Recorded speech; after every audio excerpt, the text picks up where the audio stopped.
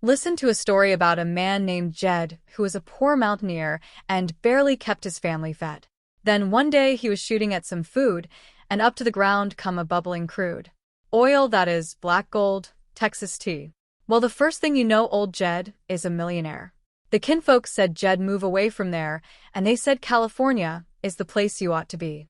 So they loaded up the truck, and they moved to Beverly Hills, that is. Swimming pools, movie stars.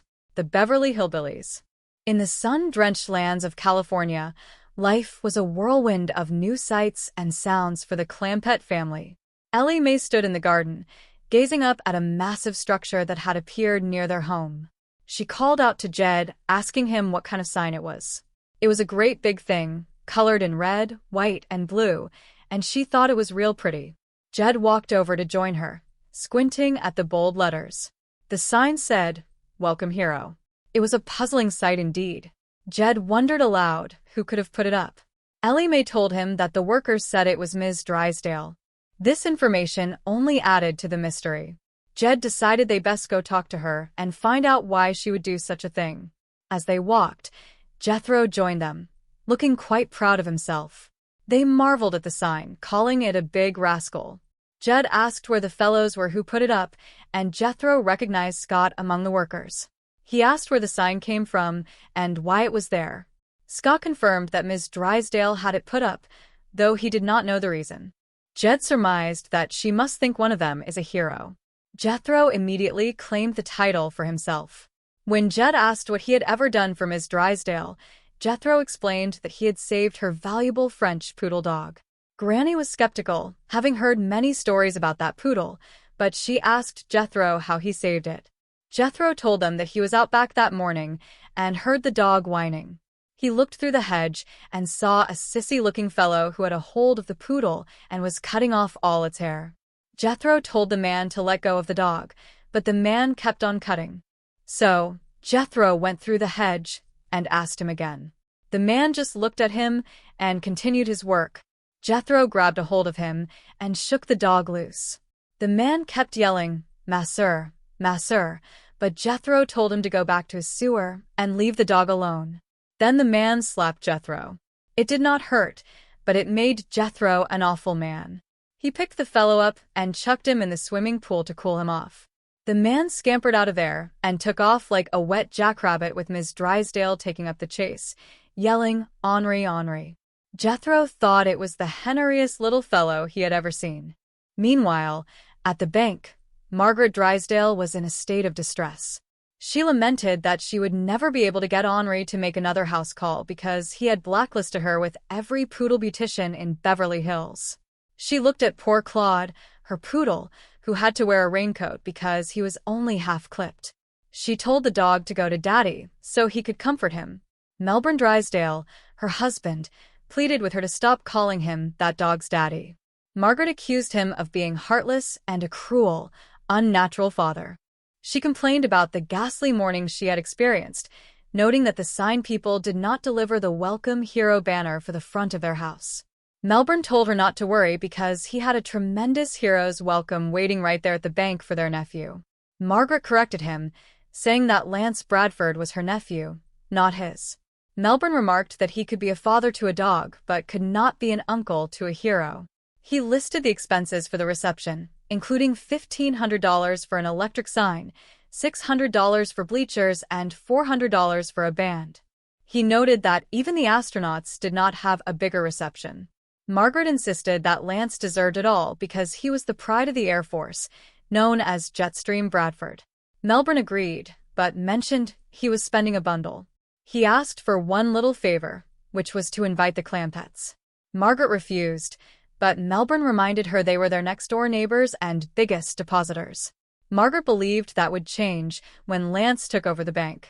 Melbourne insisted he was making Lance a vice president, but not letting him take over.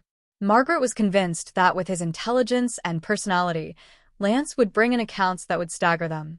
Suddenly, an employee interrupted to say that the hero's plane had landed. Margaret was thrilled and called for Claude so they could be ready to greet Lance. She told Melbourne to get into his uniform. Melbourne begged her not to make him wear the ridiculous outfit, but she insisted it was patriotic and he should feel honored to portray Uncle Sam. As the crowd gathered, Melbourne urged everyone to cheer for the hero. Lieutenant Lance Bradford arrived, and Melbourne, acting as Uncle Sam, saluted him and thanked him for his valorous service. Lance addressed the crowd, stating he joined their ranks not as a hero, but as a fellow employee. He claimed he was no longer Jetstream Bradford, terror of the skies, but just plain Vice President Bradford. He told them not to look up to him as a hero, but as the boss's nephew. The ladies in the bank were swooning, calling him a dreamboat. However, in the excitement, Lance managed to trip and hit his head. The Clampetts were there, and Jethro felt bad, thinking the reception was for him, because he rescued the dog. A doctor was called to look at Lance. Melbourne was in despair, calling it a catastrophe and an unqualified fiasco. He asked the Clampetts to leave before his wife recovered consciousness, as she had fainted when Lance fell. Jed and his family offered their well wishes. As Lance began to come around, he saw Ellie Mae and asked who she was. She introduced herself, and he told her to call him Jetstream. He claimed his reflexes were like lightning again, and decided to look around the bank.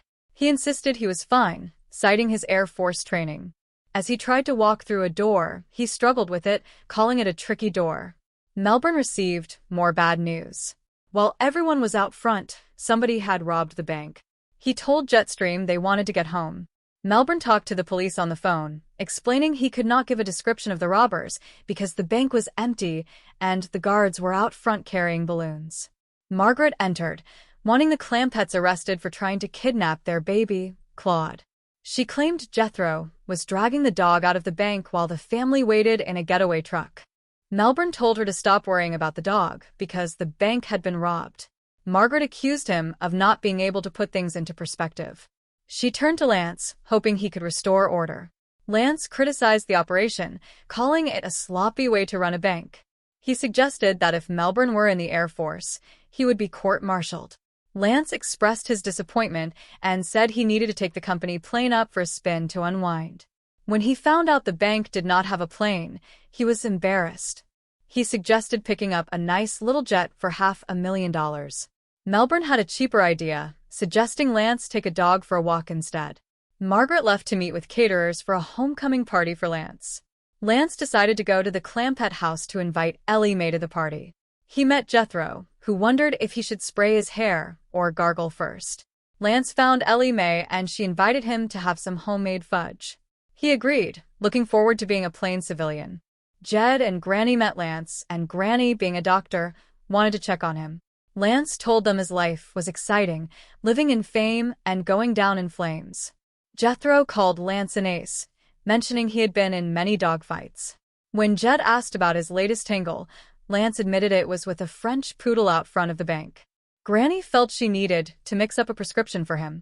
Meanwhile, Margaret was at the Clampett house, frustrated that her hero sign had been ruined. She called Jethro a stupid lout and a thief. Jed tried to defend Jethro, but Margaret was furious. She called the family illiterate cretins and warned Granny to stay away from Lance. Granny insisted it was her duty as a doctor to treat him. Margaret was convinced they were trying to snare Lance with Ellie Mae's beauty. She called Ellie Mae a blonde vixen and a low-bred hussy. Jed tried to keep the peace, but the tension was high.